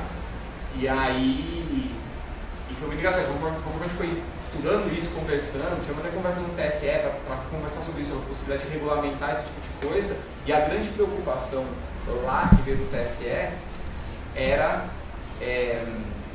como se a gente regulamenta isso daí, a bancada fundamentalista e o crime organizado também podem fazer. E na verdade o nosso contraponto mas eles já fazem. Na verdade, né, isso, a estrutura é informal, porque é um grupo, se você for pegar alguma igreja, algum grupo dentro do campo evangélico, se você for pegar o PCC, eles levantam recursos, eles conseguem votos, né? No culto é uma coisa muito intensa, inclusive porque o pastor falou está falado, então é uma opinião. Se você articulou uma opinião, você tem centenas de fiéis que vão homenagear aquilo. Já é então um grupo não partidário que está mobilizando recursos, que está fazendo campanha coletiva, que está. Então, e a gente, muito na nossa discussão é um pouco isso. Quando você tem uma campanha do Feliciano por R$50 mil, a gente pode posicionar R$150 mil de fato, porque a gente sabe que tem diversas formas do dinheiro circular de alguns caminhos. E por outro lado, a gente pode entender que é isso. Se a gente inverter a ordem e falar assim, cara, a gente precisava meio que copiar esse modelo para o campo da sociedade civil, saca? Para os ativistas. A gente precisava copiar esse modelo, um modelo que fosse de baixo custo e de alta intensidade de campanha, de alta mobilização. Porque no fim das contas, o dinheiro, para que ele serve? Ele serve para as pessoas saberem que você existe. Porque basicamente o grande problema de eleições é que ninguém conhece ninguém. E daí, se eu fazer isso com complexas, né? Com milhares de pessoas. E as pessoas não ligam a política, essa é real. Nossa experiência no ano passado eleitoralmente foi. A gente passou 6 meses fazendo campanha, foi nos últimos 15 dias que de fato a gente sentia que as pessoas estavam muito interessadas em política. As pessoas não ficam um pouco mais. Porque elas têm que escolher semana que vem que elas vão votar. Então é bem. O dinheiro ele serve para isso, ele serve para a gente fazer com que, se você quer ser candidato, a sua cara e seu nome e seu número tem que chegar em um monte de gente para elas escolherem. E daí como é que você substitui isso? Substituir, no nosso caso, a gente tem que substituir com redes de confiança, com articulações, com eventos, com criatividade, com narrativas potentes. Você vai substituir com coisas que não requerem de tanta intensidade de dinheiro, e mesmo assim é super limitado. E no fim das contas, você pode fazer tudo isso daí, ou num bairro X, Y, Z, mas está disputando a campanha no ano passado. O que a gente está descobrindo basicamente a Sami, por exemplo, a média de custo de campanha no ano passado foi de R$500 mil, vereador eleito em São Paulo.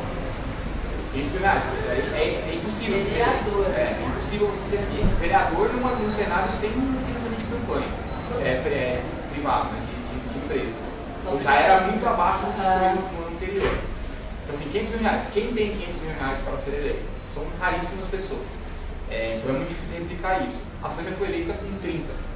Então o que a gente descobre? A gente descobre que é possível eleger com pouco recurso. Sabe? Eu acho que o desafio que a gente tem de campo como um todo é como é que a gente organiza as formas de conhecimento, que a inteligência que é capaz de fazer isso, para a gente conseguir aplicar para o campo político que a gente acredita. Eu acho que a experiência de muitas, para nós aqui em São Paulo, realmente é uma coisa a observar, porque a capilaridade que eles tinham, as coisas dos territórios, que você está falando, que tem os pontos, que é essa capilaridade. E o PCC também, além disso que eu falo, recurso, organização, então a capilaridade, chegam onde nossos grupos geralmente não chegam, nem onde o Estado às vezes não chega, né? Onde esse pessoal está. Inclusive tem uma estratégia da gente se conectar com o campo progressista, cada vez mais com o campo evangélico progressista. A única organização que faz trabalho de base hoje no Brasil é a Igreja Evangélica. É a única. Não existe nenhuma outra. A Igreja Católica não faz, os movimentos sociais não conseguem, estão super limitados. Então, assim, pensando se a gente quiser ter força suficiente para sair de um lugar onde a gente está ainda elegendo exceções, para começar a fazer uma disputa onde a gente consiga, de fato, ocupar a política para fazer transformação, a gente tem que ter muito cuidado para não excluir ninguém dessa conta, porque a gente é pouco. Se a gente ainda for ter dedos, a gente vai continuar, tipo, vai um ali, outro ali, o que é incrível. Conseguir fazer isso já é incrível, só que a gente sabe que a realidade do nosso país, das nossas cidades, dos nossos territórios, elas não requerem, elas não são resolvidas se você tem 3 pessoas legais na Câmara de Vereador, com o resto todo jogando contra e o prefeito jogando contra. Não dá para avançar muito. Então eu acho que essa leitura de como a gente se organiza e com quem que a gente tem essa capacidade, eu acho que quando o Beto fala esse negócio dessa reforma política que queremos, tá? Um esforço da gente ver o que está acontecendo hoje.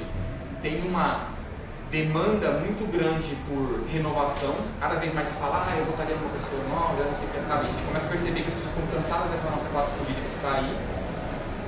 Por outro lado, está surgindo um monte de gente nova que vai ser novos candidatos, em todos os campos, nem fazendo nenhum recorte ideológico, está surgindo.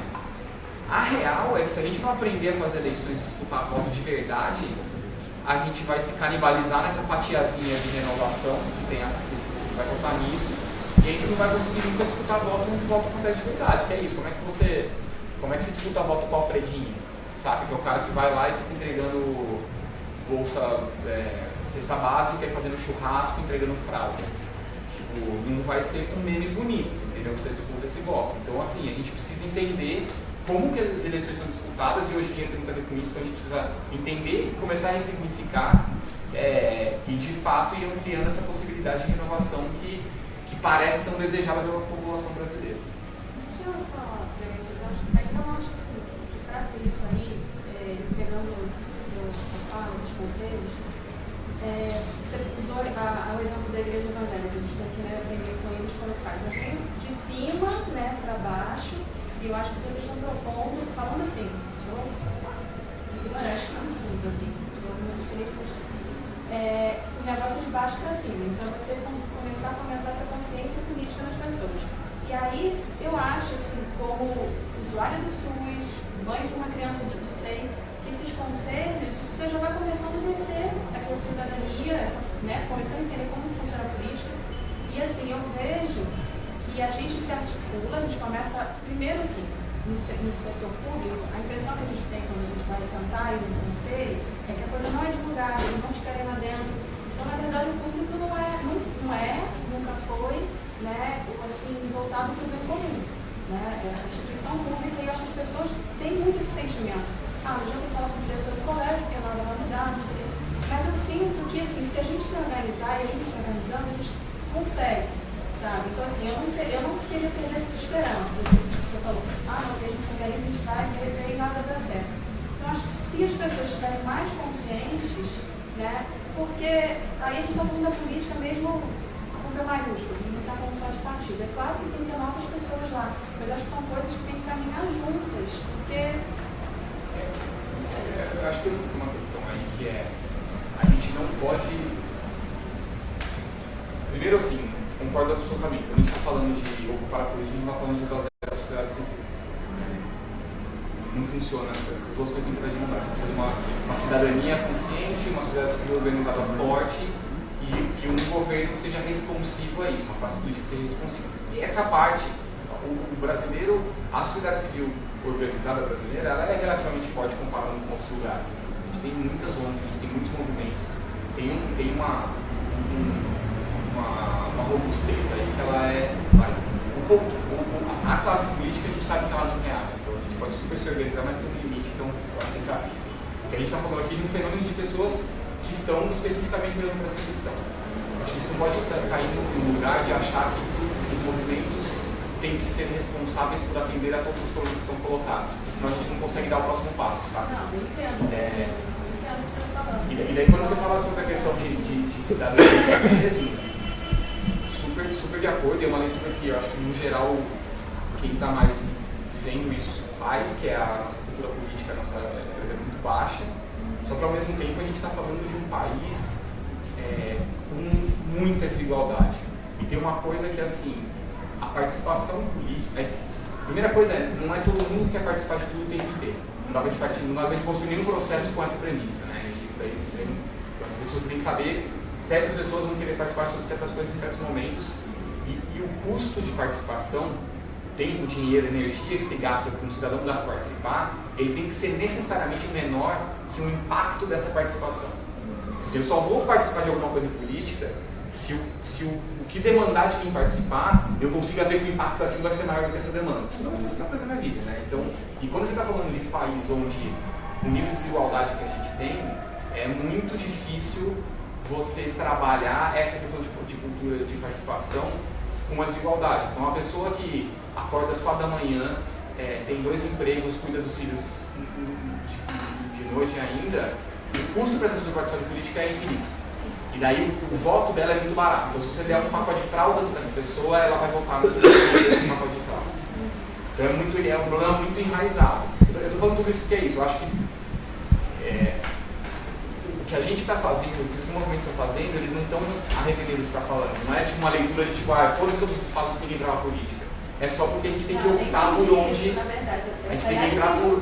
Tem que optar que tipo de incidente a gente quer fazer. Vocês estavam falando que, inclusive, tem uma repercussão na própria periferia, porque você está falando, eu posso também ter voz ativa. E isso é muito legal, das pessoas começarem que não tem tempo para nada, porque eu vejo na escola do meu filho, eu posso ir em todas as reuniões, a gente articulou um conselho, a gente está lá mirando as coisas, agora a questão é a merenda e tal, não sei o quê.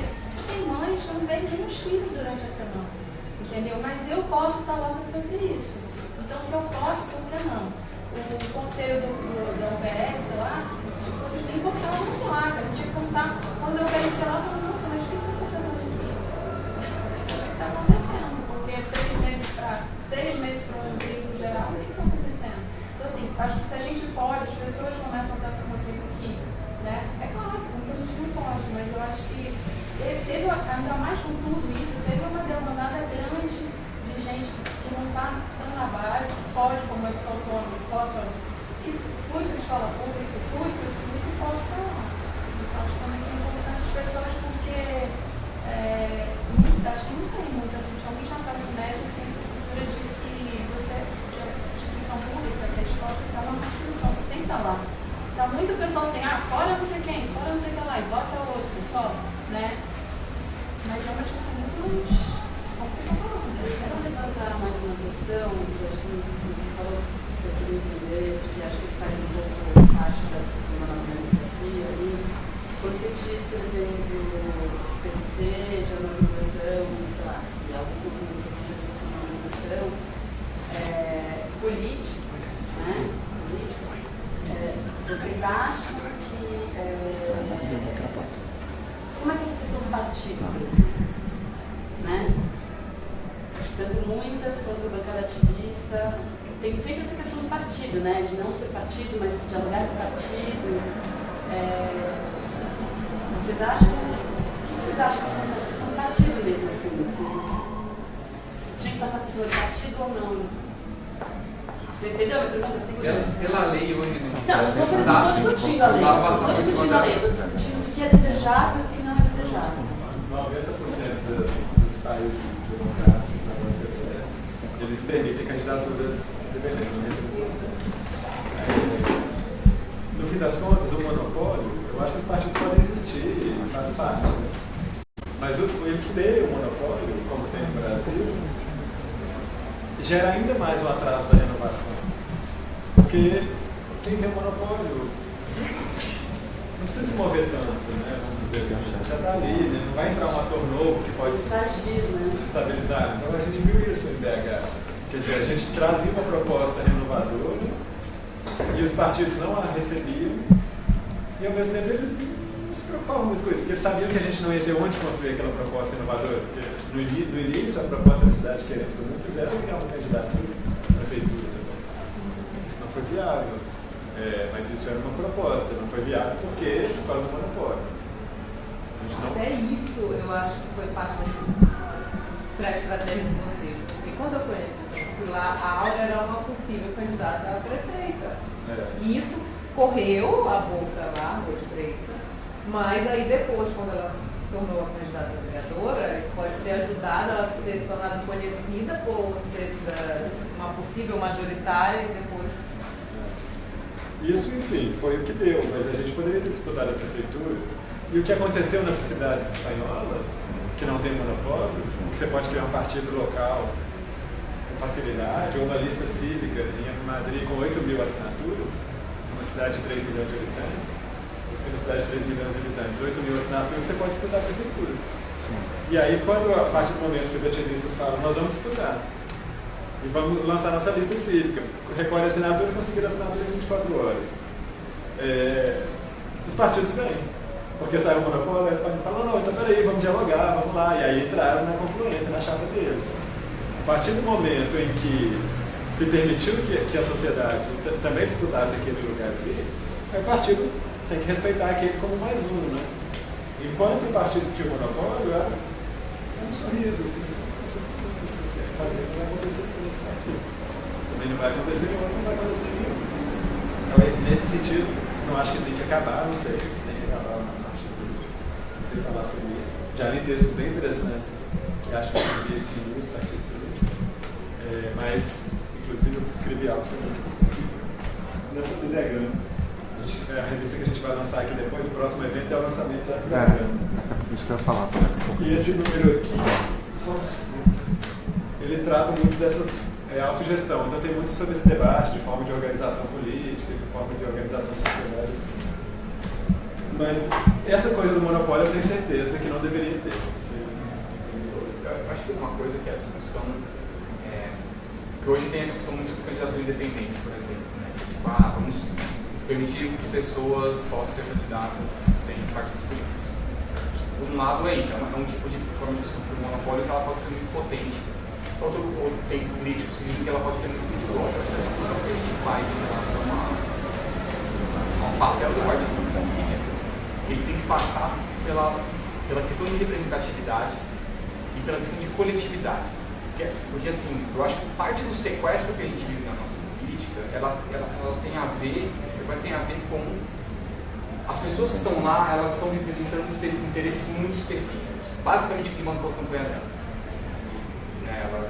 Você está lá a serviço de um grupo de pessoas muito pequeno, muito pouco representativo da sociedade no geral, eu estou generalizando. E aquilo, então, você tem 513 deputados federais que quando você pega a votação sobre investigar o Temer, eles votam uma sociedade que acha, basicamente 100% da sociedade não aprova o Temer, ou acha que o governo está errado, ou gostaria que ele fosse investigado, e aquilo não se reflete naquele lugar, porque os interesses são muito sequestrados, muito específicos. Eu acho que o que a gente tem visto aqui, nesses movimentos, é a construção de outros tipos de coletividade para disputar as eleições. Então, será que quando surgiram os partidos políticos, eles não eram coletividades assim? Eu não acho que os partidos são entidades ruins. Na verdade, se você tem muitas teorias da democracia que dizem que os partidos são pedra fundamental de qualquer democracia. Você não pode ter democracia sem partido político. Eu acho que tem muito a ver com a coletividade. Eu acho que a gente tem hoje uma dinâmica dos partidos, a forma como os partidos funcionam hoje em dia, e aí sem entrar nessa análise, porque a gente tem que fazer ela, não quer dizer mais isso. Né? Não tem mais essa representatividade, não tem mais essa coletividade. Eu acho que abandonar a ideia de coletividade, eu acho que tem um risco da discussão de candidaturas independentes, que é, se você permite candidaturas independentes e não faz uma discussão, e não prepara o campo para novas coletividades, você vai favorecer pessoas ricas que podem bancar suas campanhas e virar prefeitos e presidentes. Como o Bolsonaro, tem base para... A bancada fundamentalista, por exemplo, é super entusiasta das candidaturas independentes. A galera super liberal é super entusiasta das candidaturas independentes. Tem uma galera do nosso campo progressista, ativista, militante que também é super entusiasta. Isso é feito de coletividade. E isso é uma questão de pensar assim, qual é a diferença entre esses movimentos, enquanto coletividade, e os partidos? Acho que essa é uma reflexão que a gente tinha que fazer, né? Acho que volta um pouco, você falou de horizontalidade e verticalidade, saca? Volta para financiamento, que também tem um problema de financiamento de partidos. Os partidos hoje, muitos são ruins, tem algumas questões. Uma questão central é que o partido tem dono. Os partidos têm donos. E esses donos, o que eles fazem é, eles são os responsáveis por distribuir o fundo partidário que aquele partido tem. Então, quando eles fazem isso, eles estruturam o jogo deles ali para eles continuarem ganhando sistematicamente. É uma replicação que acontece com um político eleito. Então, assim, acho que essa discussão de novas coletividades é importante porque é isso. A gente está falando de uma horizontalidade que é meio bagunçada, mas não gera essa estrutura onde uma pessoa vai sempre vencer dentro daquele coletivo. Você permite construção de outras dinâmicas de atuação, você permite novas coisas. É isso que a gente tem visto, como muito partido, bancada, esses movimentos espanhóis, muito de política, que está acontecendo em vários lugares do mundo. A gente fez acontecendo, eles conseguem oferecer uma coisa que nenhum partido consegue. Só um comentário, assim, tem um clichê no Brasil, as pessoas falam que tem muito partido político, mas isso é o contrário. Na verdade, né? Quando esses sistemas que permitem que os partidos sejam mais alejados, é assim, quer criar um partido? Maravilha. 10 mil assinaturas, 5 mil assinaturas, cartório, não sei quem criou, entregou. Quer que esse partido passe a ter acesso ao fundo partidário? Então eleja tantos deputados. O filtro para acessar o recurso público é pela representatividade social do partido, e não na burocracia. A gente coloca o filtro na burocracia de modo que criar um partido aqui vira um negócio. Porque se você investe como o Kassab fez, como esses caras aí, Partido da Mulher Brasileira, que é um partido cheio de homem, e outros desses. E esses outros, eles investem lá, não sei quanto que esses caras investem para criar um partido, 5 milhões de reais, não sei.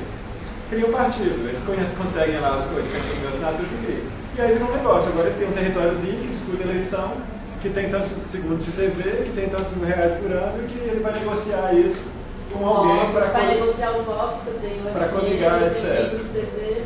E aí, você romper essa estrutura é muito difícil. Então, a democratização dos partidos passa pelo contrário. Permitir que qualquer um crie partidos, que se crie partido local, estadual ou nacional.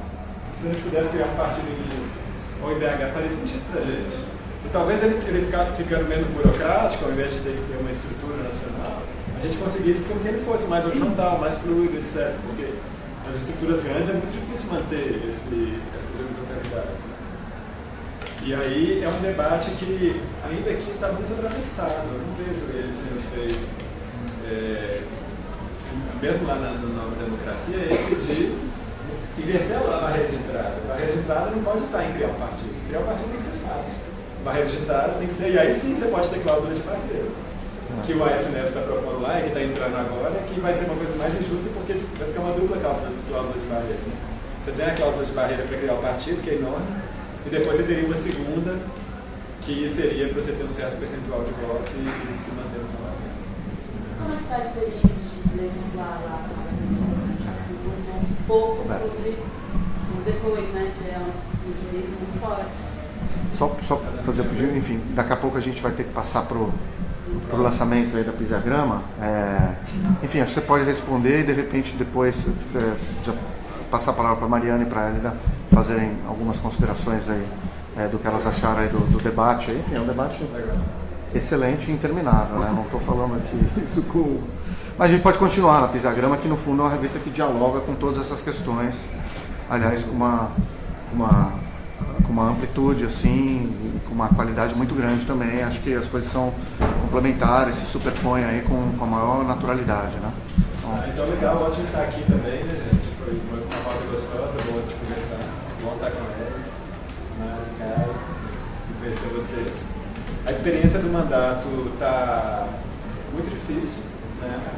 Porque, no fim das contas, as pautas tinham os propósitos coletivos e tem as pautas que são muito no front da história de cada pessoa que está ali, né? E que, obviamente, vai ser priorizada.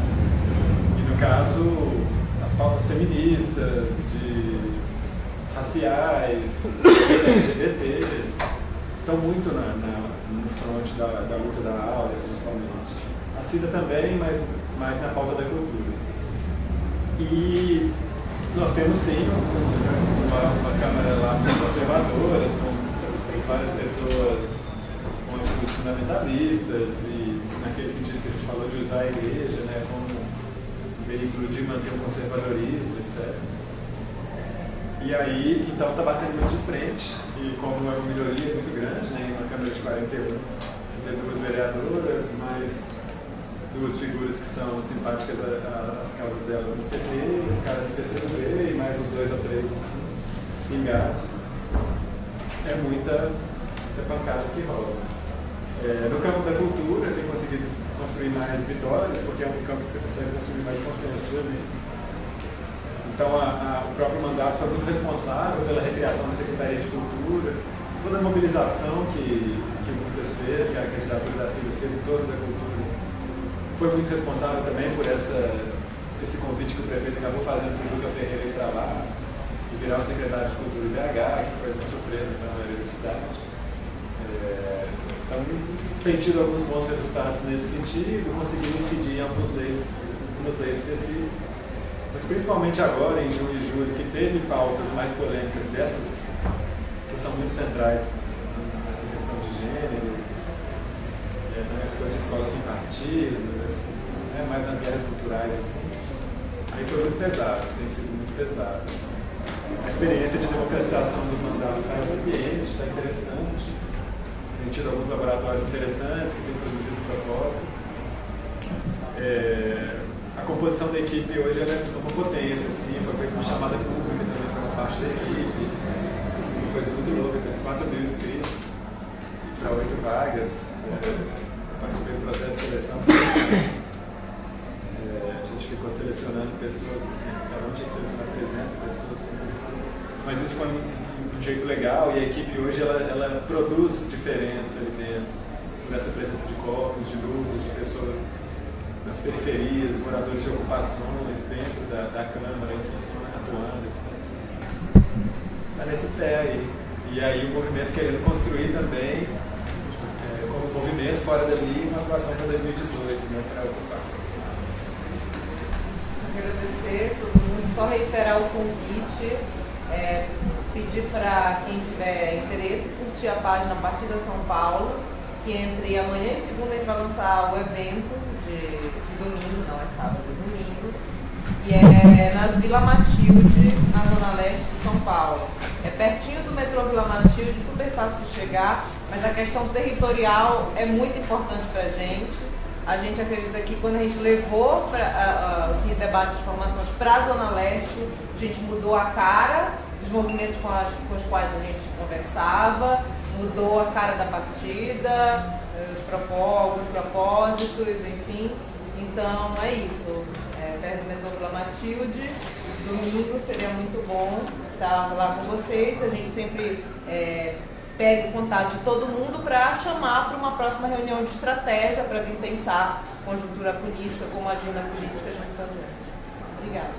Obrigada, Roberto. Obrigada aqui a Tapera. Muito legal conhecer, Mariana. Queria também agradecer, em nome do Cada, de estar aqui pelo convite, que a gente começa a construir uma instituições e mais políticas coletivas de mais gabinetonas pela São Paulo e outras cidades.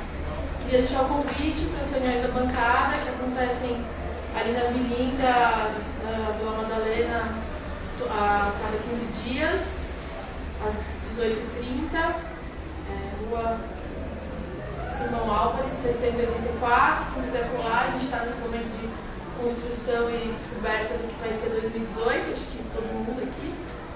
Ninguém sabe como vai ser 2018. Se chegarmos até lá. E aí vocês estão convidados nessa construção. Obrigada. Só convidar todo mundo também para quem quiser continuar, tem o lançamento do Diagrama 10 agora, esse aqui, do caminhão. O tema é recursos. É uma revista sem fins lucrativos, eu participo também de BH, mas circula no Brasil. E, enfim, tento debater esse espaço público, cidades, meio ambiente, etc. E essa a gente tem hoje aqui o Denis, que está aqui com a gente e vai ser um dos debatedores. O Denis, colunista do Nexo, fez um artigo ontem. Tem muito a ver, que é a República Agrotóxica do Brasil. E o Gilson Schwartz, que está aqui fora. Não posso falar mais, mas quem quiser continuar é um prazer. Tem o lançamento, essa conversa, a revista sendo vendida, promoção de assinaturas. Legal, agradecer aí a presença de todo mundo e acho que o papo seguinte é complementar.